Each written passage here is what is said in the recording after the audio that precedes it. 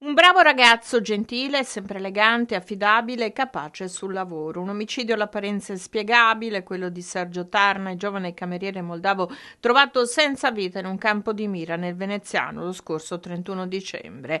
L'autopsia ha permesso di stabilire l'ora del decesso intorno alle 22 del 30 dicembre, un'ora e mezza dopo la fine del turno a lavoro in un bar di Mestre dove prestava servizio da qualche settimana dopo aver lasciato un locale di via Palazzo al centro di Risse per questioni di spaccio. Addosso aveva ancora la divisa da lavoro, una vistosa ferita alla tempia inferta o con un oggetto contundente o un'arma da fuoco, ma non è stato ancora trovato nulla nel luogo del ritrovamento del cadavere.